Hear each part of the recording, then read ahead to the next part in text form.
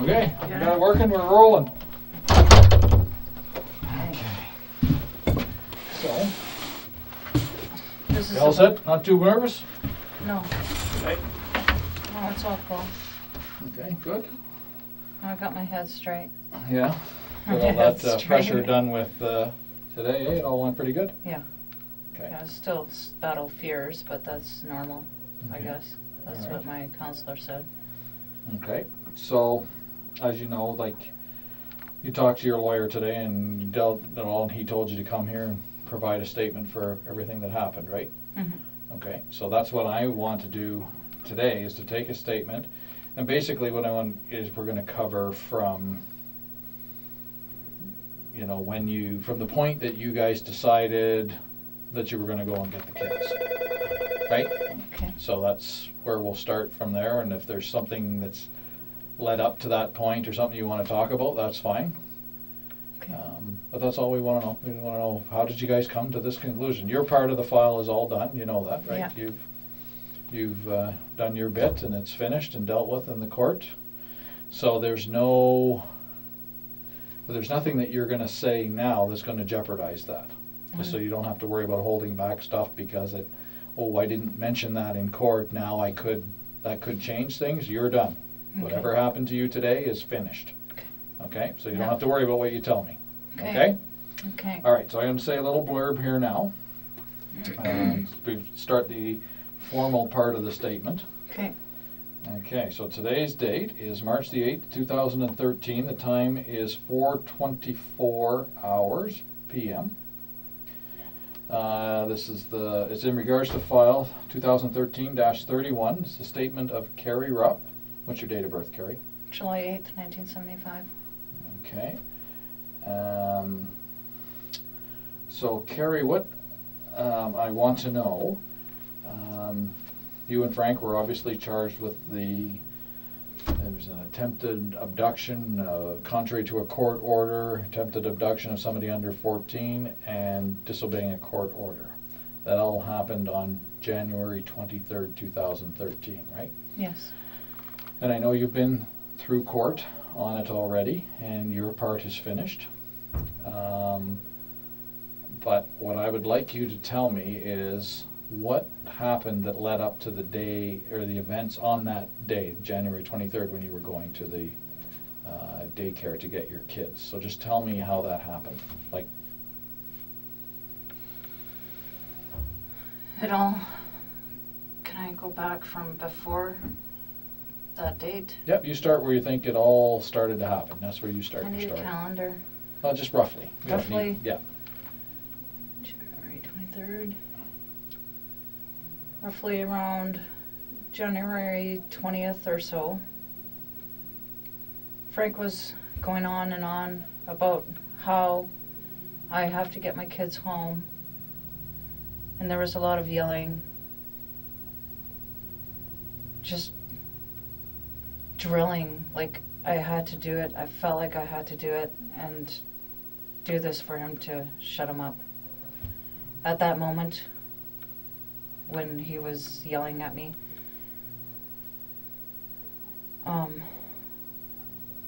I didn't think it would put us in jail, but he just kept saying that we have to do this, we have to go to the ministry. He said he was going to talk to the social worker, and when all this transpired, he said during the moments of all that screw up, he kept saying that he's going to put it on me and that I had to tell people that I did it, that it was all my idea. I didn't want to do it. I mean, okay, I did the protest and everything, but it was all drilling. Like, I just felt like I had to do it to shut him up. I don't know how to describe it. It's just, I don't know if I even make any sense. Going back to it, it's just constant yelling like I had to do it. Like, I had to be a part of the protest and the ministry. He kept drilling inside my head. He kept telling me stuff that the cops and the ministry were against me and tried to make me believe that you guys were against me. Okay, and how would he do that? Like, it all started with my file, my past, and how bad the ministry is, and how bad the system is. And I just got tired of hearing it. okay, so It just anybody, messed me up. I'm trying to go back, because coming from my positive moment and going back to that, I had a foggy sense. Like he just manipulated me in so many ways. Like Right. it was a lot of mental abuse. Like I felt like I had to do something, like I had to do it to shut him up, or else. There was constant threats by him too. what kind of threats? Like he even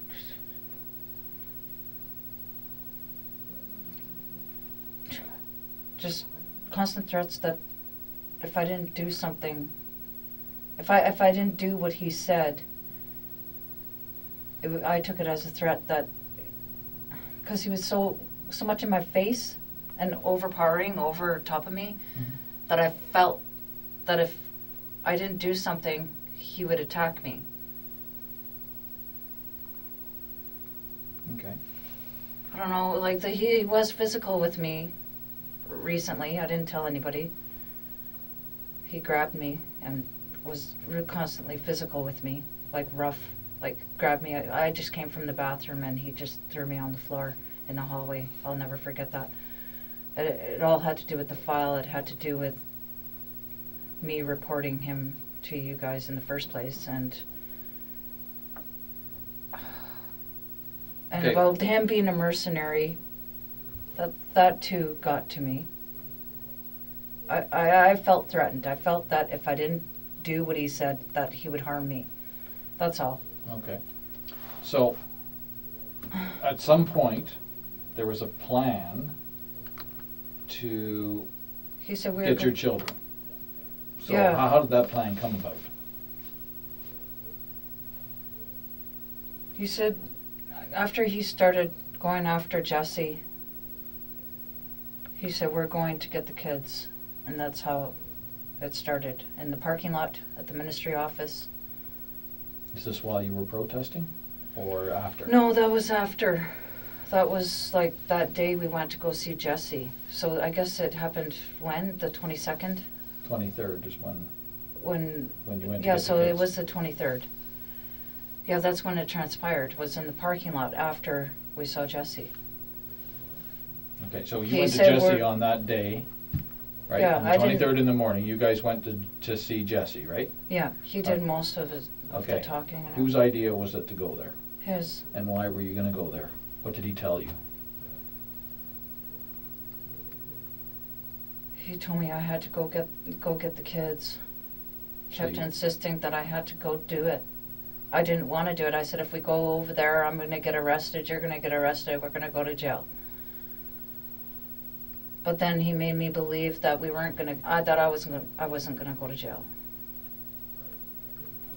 I wasn't thinking at that moment. No, that's okay. So, that's, you guys decide you're going to go to the ministry first and not right to the daycare. So what did you go to the ministry for first? Because he wanted to prove that the court order that you showed us wasn't the right court order. And he was going to tell that to Jesse? Yeah, he wanted proof of a court order stating that they have custody of the kids. Okay. And he just kept, actually he wasn't talking. He wasn't even talking the way you and I are talking. He was yelling. He was I felt very intimidated. I felt scared. And this is at the ministry office? Yeah, but even before that, like, it's just all of this crazy stuff. I realize that now, which was totally stupid and wrong, and what kind of a person he really is, and how manipulating he is, and making me believe that you guys were out to get me and keep the kids from me, which wasn't true at all. I see that now because I feel safer with you guys than I do with him. I don't feel safe. He insisted. He just kept insisting on going to the social worker. I just went along. Did he ever tell you at any point that it was a bad idea to try and get your kids back? Yeah. He did. He told you not to do this? So did Frank tell you, Carrie, this is a bad idea, we shouldn't try and get your kids? No. No? No. Okay. No, I never once heard that. Okay. Where did that come from? I'm just saying, what if Frank says to the judge, no, I told her not to do this, it was a bad idea. Is that true? No, because Okay. he's the one that planned it all. He said we have to go do this. I'm taking responsibility for what I did, for my actions. But he wants to throw me to the wolves and blame it all on me. Like he became all screwed up with the whole file. Okay. So after you left the ministry office and you guys went to the daycare. He said, we're going to get your kids. Okay. Those were his words. I remember it clear as day. He said, we're going to get the kids. Our kids is how he put it. We're going to get our kids. And that was final. So he what told me happened? to go do it. So I went in there. So you guys drove from the ministry, right? From the ministry to go to the Robson Valley and go get the kids. Okay, so when you pull up in front of the Robson Valley, I walked in. did he say anything to you before you left the truck? No. Or you just pulled up and you got out? He pulled up and I got out. Okay. He was laughing. That should have been my first clue, I guess. Okay. So, what were you thinking when you were walking into the Robson Valley to get your kids? What were you thinking?